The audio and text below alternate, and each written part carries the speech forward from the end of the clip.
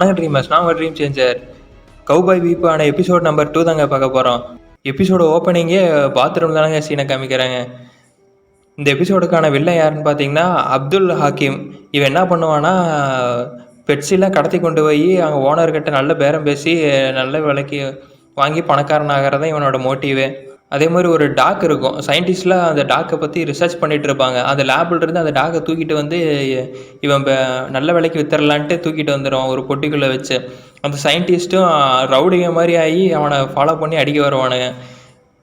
இவன் என்ன பண்ணுவானா, யாருக்கிட்டையும் மாட்டிக்கூடாதுன்னு சொல்லிட்டு பிளாஸ்டிக் சர்ஜரி பண்ணி வச்சிருவான். ஒரு டாக்டர்கிட்ட போய் பிளாஸ்டிக் சர்ஜரி பண்ணிட்டு அவங்ககிட்ட காசு கொடுக்காம அந்த டாக்டரையும் பிடிச்சி அடித்து போட்டு வந்துடுவான். எபிசோடு ஓப்பனிங்லேயே நம்மளால பாத்ரூம்குள்ளே இருப்பான். அந்த சயின்டிஸ்ட்லாம் சுற்று போட்டுருவானுங்க. ஒழுங்காக வெளியில் வரையே இல்லையா அப்படின்ற மாதிரி கேட்க, உன்னால் எங்கேயும் தப்பிக்க முடியாதுன்னு சொல்ல, நம்மளுக்கு கதை உடச்சிட்டு வெளியில் வந்து 3 செகண்டில் 3 வாரத்தையும் பொட்டுன்னு அடித்து போட்டு அவன் பாட்டுக்கு அசால்ட்டாக போயிட்டுருப்பான். நம்ம ஆளுகளுக்கு நியூஸ் வந்துடும், இந்த மாதிரி அப்துல் ஹக்கீம்ங்கிற ஒருத்தர் இருக்கிறான், அவன் இந்த மாதிரி பெட்ஸெல்லாம் திருடி அவன் நல்ல காசு இது பண்ணுறான், அவன் மேலே பவுண்டி இருக்குது, அவனை பிடிச்சி கொடுத்தா நம்மளுக்கு காசு கிடைக்கும் அப்படின்ற மாதிரி ஒரு டிவி ஷோவில் மெசேஜாட்ட சொல்கிறாங்க. நம்ம ஆளுகளும் சும்மா இருப்பானுங்களா, எடுத்துன்ட்டு அப்படியே மார்ஸு கிளம்பிடுவானுங்க. ஏன்னா மார்ஸில் தான் அவன் இருக்கிறான். நம்ம ஜட்டுமே ஸ்பைக்குமே மார்ஸு கிளம்பி வந்துட்டு இருக்கும்போது ஒரு டாக்டர் ஃபோன் பண்ணுவார். ஹலோ ஸ்பை, எப்படி இருக்கார் அப்படின்ற மாதிரி. சொல்லுங்கள் டாக்டர், எங்களுக்கு எதாவது இன்ஃபர்மேஷன் வச்சுருக்கிறீங்களா அப்படின்ற மாதிரி கேட்க, ஆமாம் அப்துல் ஹக்கீம்னு ஒருத்தன் என்கிட்ட பிளாஸ்டிக் சர்ஜரி பண்ணி காசு கொடுக்காம நீ பொழுக்குன்னு மூஞ்சிலே விட்டுட்டு போயிட்டான். நீ அவனை தேடி கண்டுபிடிச்சின்னா எனக்காக நீ அவன் மூஞ்சியை உடைக்கணும், அப்படி அதுக்கு நான் எவ்வளோ வேணாலும் காசு தரேன் அப்படின்ற மாதிரி அந்த டாக்டரும் சொல்லுவான். அதெல்லாம் நம்ம சப்போமேட்ரு பார்த்துக்கிற விடுங்க அப்படின்ற மாதிரி நம்ம ஸ்பைக் சொல்ல, அதுக்கப்புறம் மார்ஸில் வந்து லேண்ட் ஆவானுங்க.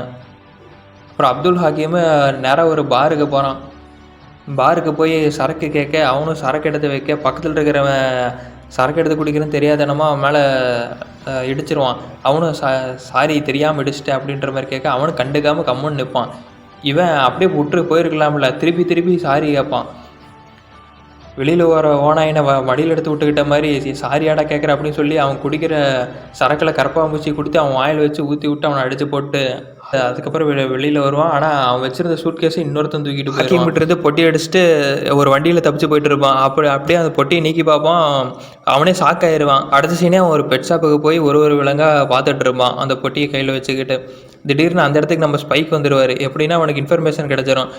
இவன் என்ன பண்ணுவான்னா, ஹாக்கிம் தான் வந்திருக்கிறான் அப்படின்னு நினச்சிக்கிட்டு அவனை பிடிச்சி கன் பாயிண்டில் வச்சு அந்த பொட்டிக்குள்ளே என்ன இருக்குது அப்படின்ற மாதிரி விசாரித்து அதுக்கப்புறம் அந்த பொட்டியை நீக்கி பார்த்தா அழகான ஒரு நாய்க்குட்டி இருக்கும்.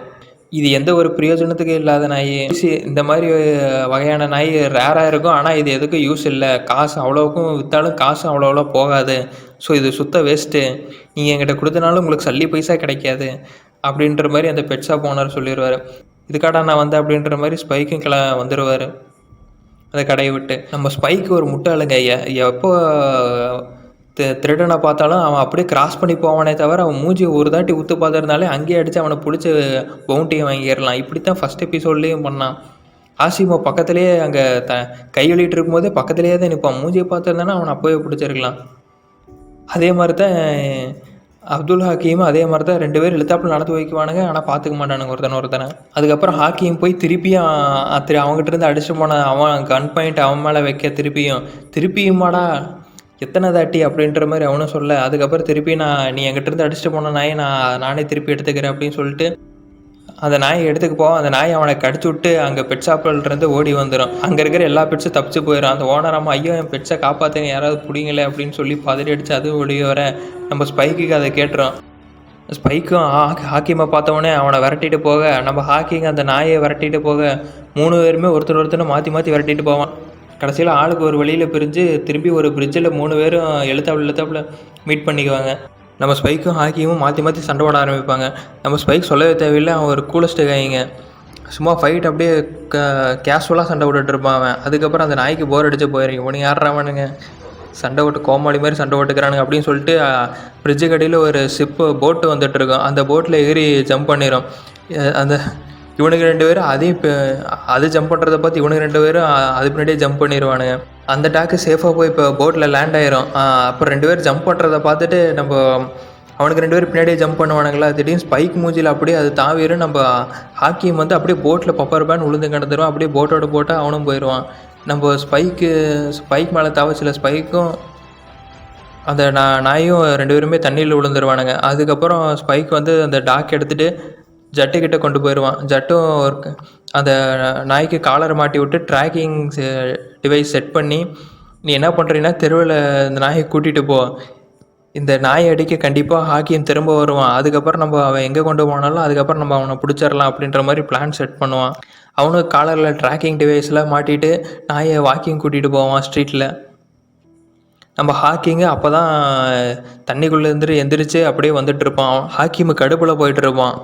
ஒரு ரோட்டில் ஒரு கிளி ஜோசியக்காரன் அவனை கூப்பிட்டு, நீங்கள் எதையோ தேடி போயிட்டுருக்கிறீங்க, அது என்னென்னு இங்கே வந்து என் கிளிக்கு கரெக்டாக சொல்லும், உங்களுக்கு என்ன தேவையோ அதை என் கிளி சொல்லும், இப்போ எங்கே இருக்குது அப்படின்லாம் சொல்லும் அப்படின்ற மாதிரி சொல்ல. அவன் இதை நம்பவே மாட்டான். நீங்கள் இப்போது ஒரு பொருளையோ நீ ஒரு மனுஷனையோ இல்லையோ அதையோ தேடி போயிட்டுருக்கிற அப்படின்ற மாதிரி சொல்ல, இவனுக்கும் சரி ஒரு நம்பிக்கை வந்து அவனும் போய் கேட்க போவான். அதுக்கப்புறம் என்ன நடக்குன்னா, அந்த சயின்டிஸ்ட்லாம் அந்த டாக்ஸை தேடிட்டு இருப்பானுங்க. அவனுக்கு என்ன ஸ்கெட்சை போடுவானுங்க, ஒரு டிவைஸ் வச்சு டாக்ஸுக்கு மட்டும் ஒரு கேட்குற மாதிரி ஒரு ஃப்ரீக்வன்சியை செட் பண்ணி அங்கே டாக்ஸை ஈர்க்க வைக்கிற மாதிரி சவுண்ட்ஸ் அனுப்புவானுங்க. அதில் ஒரு டிரைவரும் கேட்பான், என் காதுக்கு எதுவுமே கேட்கல, இது வந்து டாக்ஸுக்கு மட்டும்தான்டா கேட்கும் முட்டாள் அப்படின்ற மாதிரி அவன் சொல்லுவான். அதுக்கப்புறம் இந்த ஃப்ரீக்வன்சியை கேட்ட எல்லா டாக்கும் அந்த வேனை தேடி ஓடி வருங்க. அதே மாதிரி ஸ்பைக்கு கிட்ட இருக்கிற நாயும் அந்த சவுண்ட்ஸை கேட்ட உடனே அந்த சவுண்டு வர சத்தத்தை தேடி வேகமாக ஓடி போகும். ஸ்பைக்கு பின்னாடியே ஓடி வருவான். நம்ம ஹாக்கிமும் அங்கே தான் கிளி ஜோசியம் கேட்டுகிட்டு இருப்பான். கிளி ஜோசியக்காரன், இப்போ அந்த கிளி என்ன சொல்லுதுன்னா, நீங்கள் தேடுறது உங்கள் பக்கத்திலே வருது, கிட்ட வந்துட்டுருக்குது, ரொம்ப பக்கத்திலே வந்துட்டுருக்குது, திரும்பி பார்த்தா எல்லாம் ஓடிட்டுருப்பானுங்க. அட போடா, யோ காசு கொடுக்காம போறியான்னு கேட்டால், நான் என்னைக்கு பணக்காரனாகிறேன்னா அன்னைக்கு வந்து உனக்கு காசு கொடுக்குறேன், சரிதான்டாடே அப்படின்ற மாதிரி கிளி ஜோசியம் படுத்துருவான் அங்கேயே. அப்புறம் நம்மளால் ஹாக்கிம் அங்கேயே ஒரு காரை திருடி அப்படியே ஸ்பைக்கை சேஸ் பண்ணி போய் அந்த டாக் எடுத்து அவன் காரில் போட்டு மயக்கமாகற ஸ்ப்ரேவை அந்த டாக் மூஞ்சியில் அடித்து காரில் பிடிச்சிட்டு போயிடுவான். நம்ம ஸ்பைக் சும்மா விடுவானாக்கு, ஒரு ஜட்டை எடுத்துகிட்டு வந்து பறந்து வந்து அவன் காரை வந்து மேலே கிராஷ் பண்ண, ஒழுங்காக இப்போயும் ஸ்டாப் பண்ணிடு, இல்லைன்னா அவன் காரை அப்படியே நசிக்கிறவன் அப்படின்ற மாதிரி சொல்ல, பின்னாடி சயின்டிஸ்ட்டு சும்மா விடுவானுங்களா, அவனுங்களும் அவங்க பங்குக்கு கன் எடுத்துகிட்டு வந்து நம்ம ஹாக்கிங் காரை சுட திருப்பியும் அதே பிரிட்ஜில் தான் போயிட்டுருப்பானுங்க. அந்த டாக் என்ன பண்ணுன்னா, அவன் ஓட்டிகிட்ருக்கிற அந்த ஸ்டேரிங்கை பிடிச்சி அங்கேயும் இங்கேயும் வழட்டி விட்டுட்டு அது டோர் வழியே அப்படியே ஆயிரும். அந்த கார்லேருந்து ஃப்ரிட்ஜில் அப்படியே ஜம்ப் பண்ண ஸ்பைக்கை வந்து இவனை பிடிக்கிறதா இல்லை அந்த டாக்கை காப்பாற்றுறதான்னு டக்குன்னு முடிவெடுத்து போய் அந்த டாக்கையே காப்பாற்றிடுவான் தண்ணிக்குள்ளே விழுகாமல். அப்புறம் இந்த சயின்டிஸ்ட்டும் அந்த ஹாக்கியமும் 2 பேருமே ஃப்ரிட்ஜை அடிச்சுக்கிட்டு போய் தண்ணிக்குள்ளே விழுந்துருவானுங்க.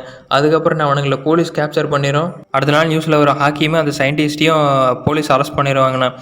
பட்டு என்ன தான் அவங்க போலீஸு வந்து ஹாக்கியமையும் சயின்டிஸ்ட்டையும் அரெஸ்ட் பண்ணாலும் அந்த டாக்கை மட்டும் அவங்களால கண்டுபிடிக்க முடியல, அது எங்கே போச்சுன்னு தெரில. ஆனால் நம்ம ஸ்பைக்கு தான் அந்த டாக்கை தூக்கிட்டு அவங்க ஸ்பேஸிப் எடுத்துகிட்டு போயிருப்பானே. ஸோ அந்த டாக் அவனே வளர்த்துக்கலாம் அப்படின்ற மாதிரி நம்ம ஜட்டு முடிவு எடுத்துருவான்.